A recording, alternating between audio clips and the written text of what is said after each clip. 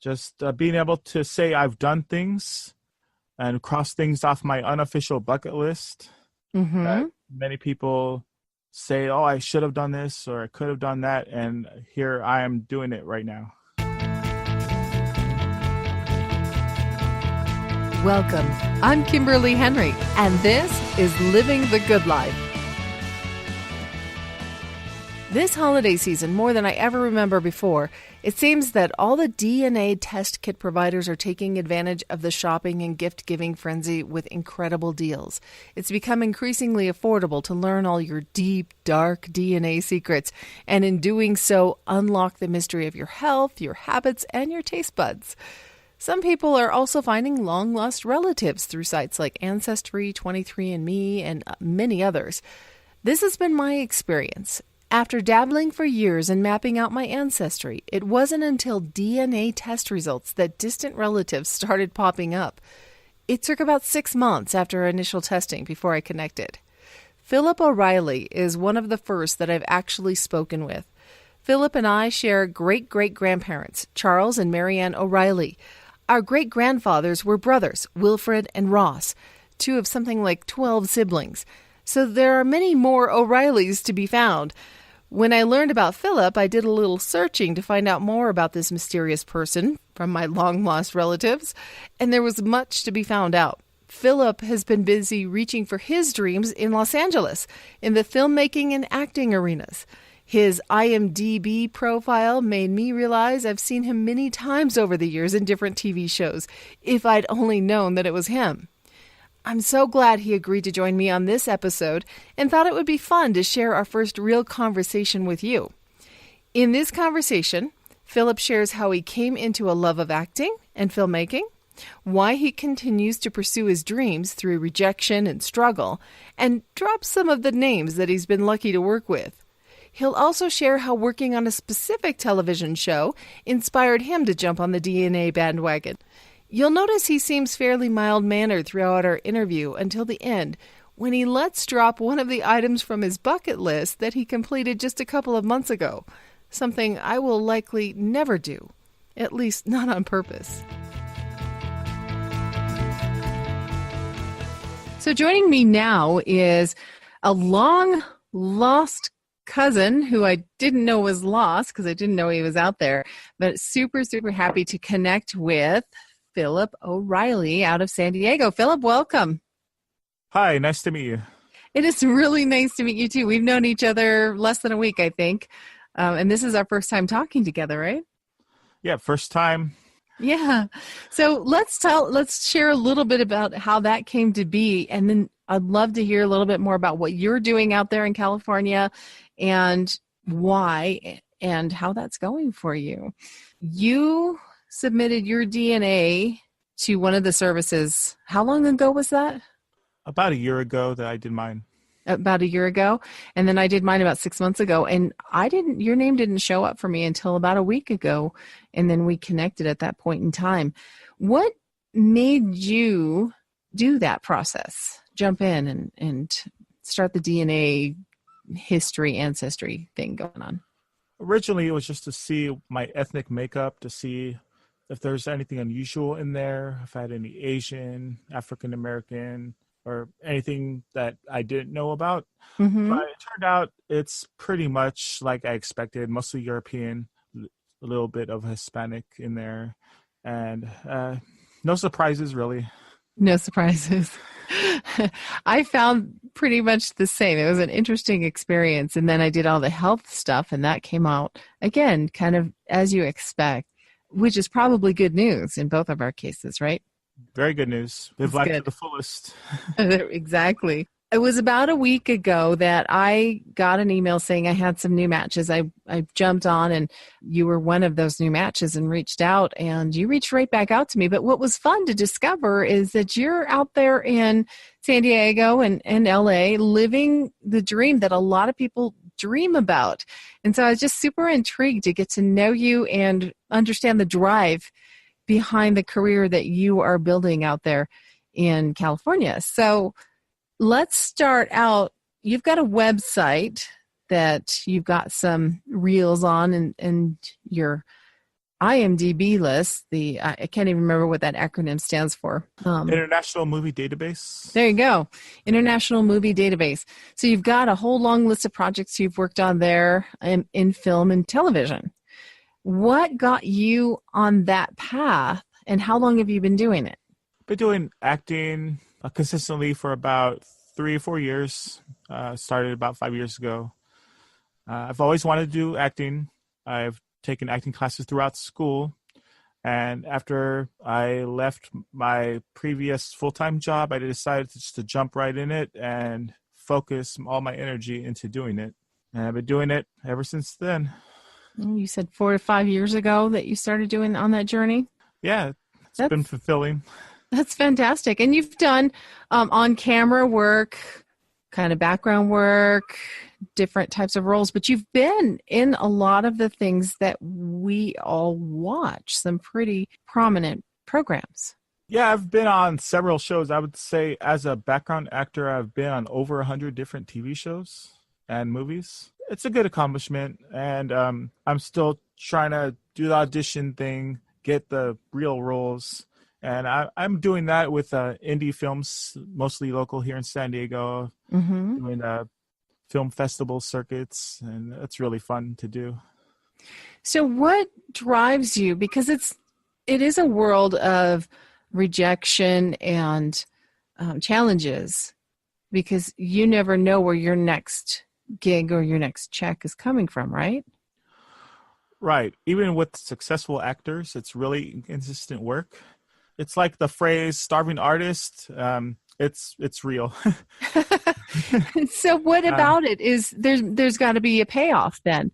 If it's not, the steady cash flow, what is the payoff for you to stick with this and really dive in? Payoff is after you fail that 10th, 11th audition, maybe that 12th or 50th audition will land you that role. And it's just like going to a job interview. But you must love it, because it's not the easiest job in the world. Yes. I'm probably financially struggling more than I ever have been in my life, but it's a lot more fulfilling, rewarding experience that I've ever had before. What's the best part? Interacting with other actors. Like, I've spoken to many actors and worked in scenes with them, like worked with Patrick Stewart, Luis Guzman, John Voight, Ted Danson, all these people I've spoken with and have interactions with, and actually got some acting tips from them on sets, which is really great. So it kind of comes back to the connection between you and someone else who is into the same craft. Yeah. Sharing info and sharing a moment. Yeah, when I first started doing background acting or acting in general, I didn't know much in the industry. Still don't really have connections, but through interacting with people on sets, I gained a lot of knowledge. I'm now eligible to join SAG-AFTRA, which is the Actors Union. And yeah, I'm inching my way closer and closer to my dreams of succeeding in the entertainment industry. What does that look like when you get to where it is you want to be? What does it look like for you? It would look like being able to focus more on that, doing real roles instead of background acting roles.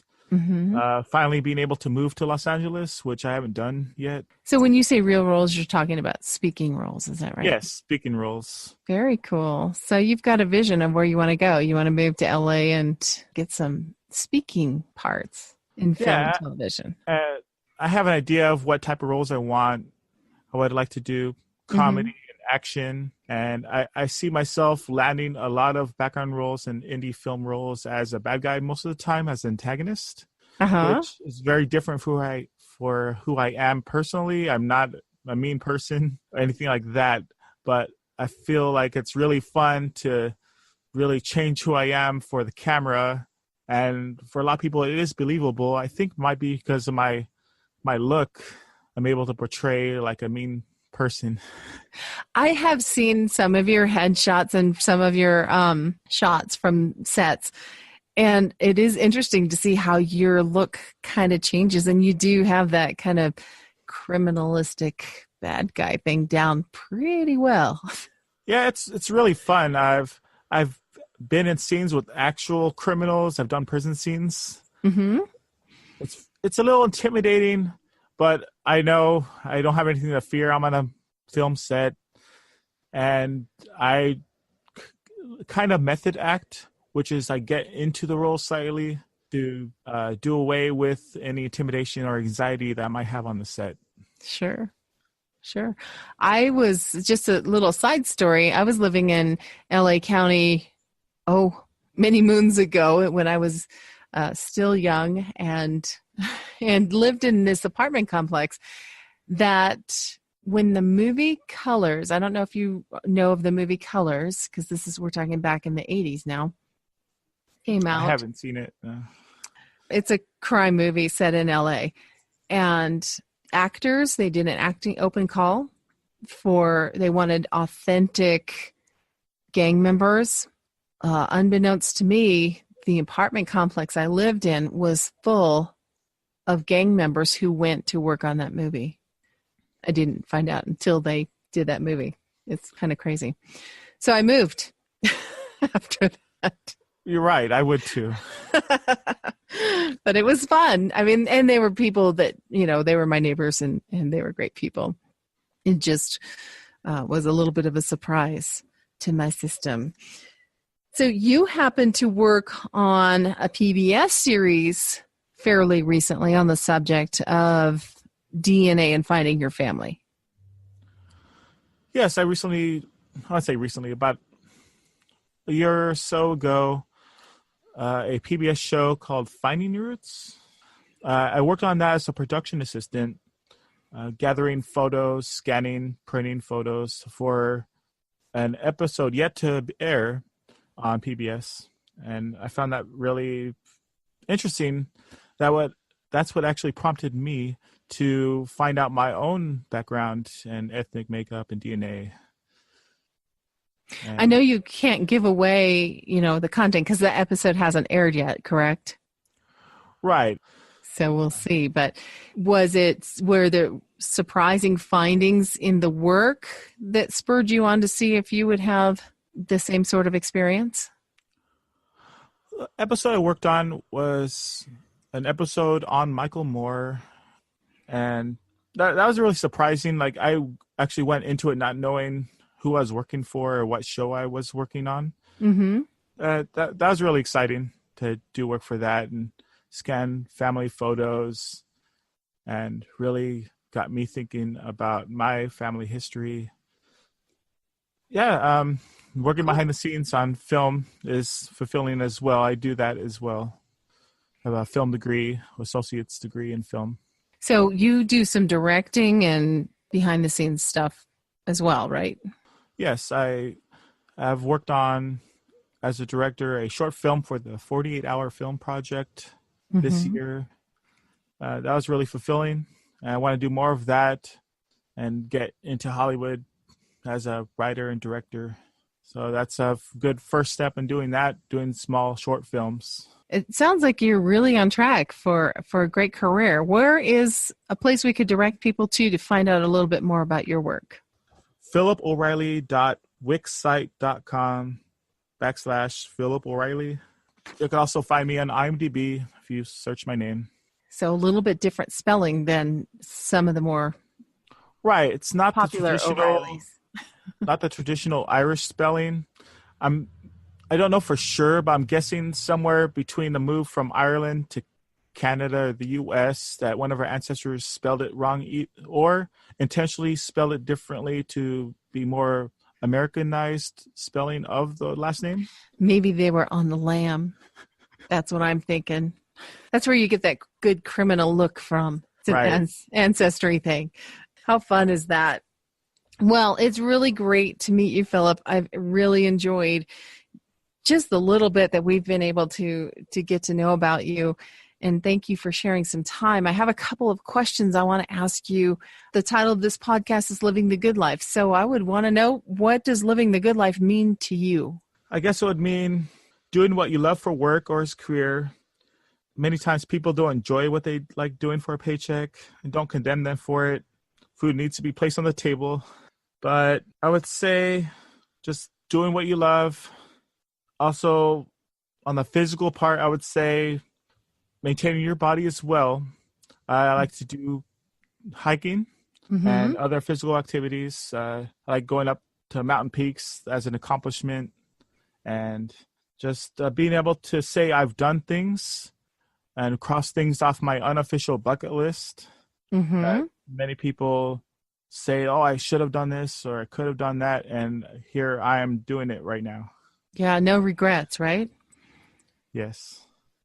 When you look back at the end of your journey here in this life, what do you think the two biggest highlights of your life are going to be? I would say one of them would be being able to, even after I'm gone, being able to have my face on film. That after I'm no longer around, there would be something of me left out there for someone to hear or see, either through an audio recording, something I worked on behind the scenes, or something I performed in. The other highlight would be that I've done most of what I've wanted to do in life. I've directed my own film that's been seen on the big screen. Yes. I've hiked up mountaintops. I've conquered fears. I've gone skydiving in September. Oh, fun. Those would be my highlights.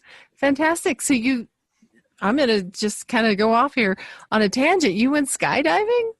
Yeah, I've wanted to for years, but I've been really scared of doing so. Yeah. But I decided, screw it, just do it. You want to do it. You want to look back and say you didn't do it. And I've done all this stuff already. If it's my time to go if an accident happens when I do this, well, so be it. But thankfully that did not happen. So did you love it? Was it scary? What was the experience like? I loved it. It was scary all at once. After the first 10 seconds, after the initial drop, I wasn't in fear of my life anymore after that. It was just a great experience to be free falling. Yeah. Where were you when you did this? It was in East County, San Diego. So I saw the coastline, the mountains, the desert. Could see Mexico. Really great views. Fantastic. Fantastic. Well, kudos to you. I have never skydived in my life. I'm not sure that that's something that I'm going to do, but I bow down to you for making it happen for yourself. That's awesome. That's fantastic. I might be a parasailer one of these days, but skydiving, that's maybe a little too much for me. So looking ahead then, you've got the rest of your life ahead of you. What is your most extravagant wish for the future? Well, I think I could come up with some really extravagant things like traveling to Mars or owning an island. Yeah. But be more realistic, I would say my wish would be to live comfortably doing what I love. Mm-hmm. Being a well-known actor, finally being able to settle down, raising a family, being able to pass on the family genes to future generations. Make some little third cousin once removes for me. Yeah, keep on going with the family line. Fantastic. So what kind of a role then would you want to be remembered for? What is the pinnacle role that you would like to have in your career? I would say action comedy, something like Rush Hour or Star Trek, either as the hero or the villain. Something that people will remember for years to come. The hero or the villain, huh? Right. I find the villain to be fun, but it's more of a challenge to be the hero. So, we all want to be the hero, I think. In our heart of hearts, we all want to be the hero. yes. Thank you so much. So if folks want to reach out to you or just check out your work, we're going to send them I'm going to put these on the show notes. So a link to your website, or you can go to the IMDb, I think it's imdb.com, and plug in Phillip O'Riley, and you can pull up all of his work there as well. And you've got a lot on the table that's coming out in 2019, right? Yes, I do. Doing some local indie TV shows. I am going to be on Captain Marvel as a background actor. Fabulous. And, you could actually see me on the first trailer of Captain Marvel that came out. I'm the first non-superhero in that. So, yeah, a lot more things to come. Fantastic. Well, I wish you the best of success, and I hope we will stay in touch and get to know more about where your life is going. And I want to be around when you get that role of a lifetime. Thank you so much, Phillip. Thank you for having me on. Sometimes living the good life is just going after your dreams, even though that may not make sense to anyone else but you. I think that's exactly what Phillip is doing.